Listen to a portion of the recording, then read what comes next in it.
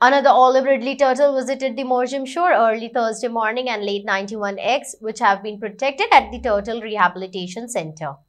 This is the third olive ridley turtle which has laid egg on the beach. Previously on 27th of December, 98 eggs were laid, and after that on 2nd of January, 101 eggs were laid by the flipped visitors. Forest Department's rescuers shifted the eggs and protected the pit. It may be recalled that the former Chief Minister, late Manohar Parrikar, had demarcated 500 square meter at Temwara Morjim Beach for the turtle conservation program. The respective beaches, along with Ashbim Mandrim, were notified as silent and sensitive zones. This means that all kind of lights have to be put off past 7 p.m. and playing of music within the radius of 500 meter is not allowed.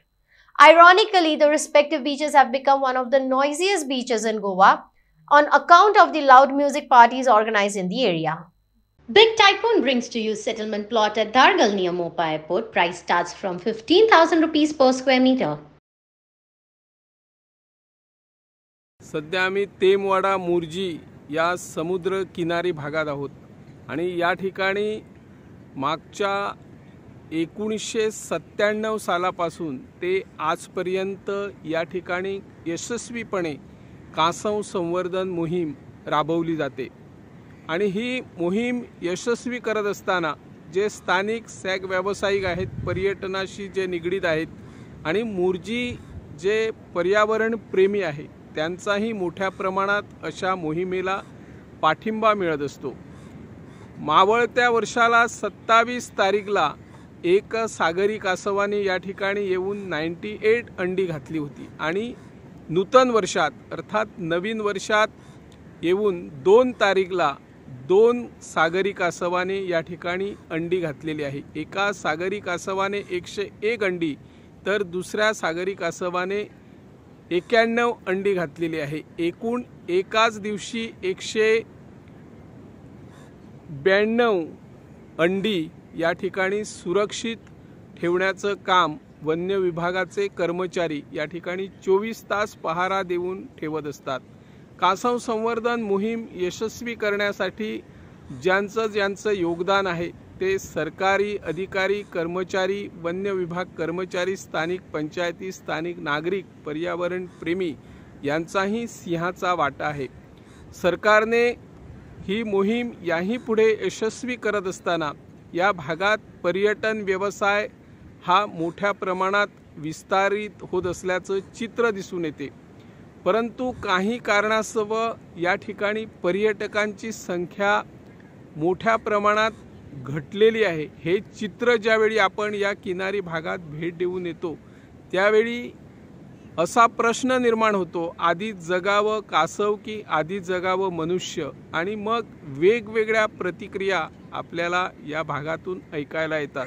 कासव संवर्धन मोहीम यशस्वी करत असतानाच सरकारने, स्थानिक पंचायतीने आणि जे पर्यटनाशी निगडित आहेत, जे व्यावसायिक आहेत त्यांनाही विश्वासात घेऊन ही मोहीम याही पुढे यशस्वी करावी लागेल। संवेदनशील किनारा म्हटल्यानंतर या संवेदनशील किनाऱ्यामध्ये काय काय कोणकोणत्या गोष्टीवर निर्बंध घातलेले आहे याची माहिती अगोदर लोकांना दिली पाहिजे।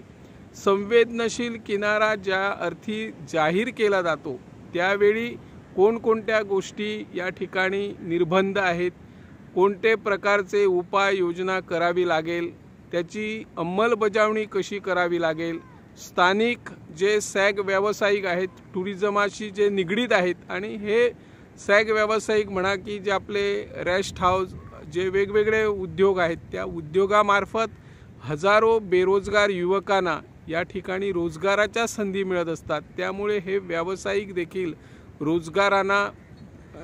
रोजगार निर्माण करण्यासाठी त्यांचा सिंहाचा वाटा आहे। त्या नजरेतून सरकारने प्रयत्न करावेत आणि ही कासव संवर्धन मोहीम यशस्वी करत असताना त्यांचाही विचार करावा, जेणेकरून सर्व समतोल राखला जाईल आणि त्यातून एखादा सुवर्ण मध्य शोधून ही मोहीम यशस्वी करावी लागेल। आज ज्या पद्धतीने किनारी भागात ध्वनी प्रदूषणाचा मारा सुरू आहे त्या अर्थी कासव येणार नाही असा काही तज्ञांचा दावा असतो, परंतु त्याचा आणि याचा काही संबंध नसल्याचं खुद्द सागरी कासवांनी दाखवून दिलेलं आहे। 30 तारीखला म्हणा किंवा 31ला म्हणा मोठ्या प्रमाणात संगीत या ठिकाणी वाद्य वादन सुरू होतं, परंतु त्याची पर्वा न करता सागरी कासवाने या ठिकाणी येऊन अंडी घातलेली आहे। 2 तारीख नवीन वर्षात 2 सागरी कासवाने अंडी घातलेली आहे। आतापर्यंत 3 सागरी कासवाने या ठिकाणी अंडी घातलेली आहे। वर्षभरात अर्थात मार्च एप्रिल महिन्यापर्यंत किमान 30-35 सागरी कासव येऊ शकतात असा अंदाज तज्ज्ञ व्यक्त करत आहेत। या सागरी कासवांच्या सुरक्षतेच्या नजरेतून आणि पर्यावरणाचा समतोल राखण्यासाठी ही मोहीम यशस्वीपणे राबवली जाते आणि त्यात सर्वांचा सहभाग आहे। सरकारला या माध्यमातून आणि वन्य विभागाचे मंत्री माननीय विश्वजित राणे यांनीही यावर विचार करावा। जे आपले पर्यटन व्यवसायाशी जे निगडीत आहे त्यांना ही मोहीम धोकादायक ठरणार नाही किंवा त्यांच्या पोटावर ही मोहीम पाय देणार नाही याचंही जे तज्ज्ञांचे विचार घेऊन त्यावर एखादा सुवर्ण मध्य साधावा अशी या माध्यमातून आम्ही मागणी करत आहोत। मी निवृत्ती शिरोडकर, इन गोवा 24 ताससाठी।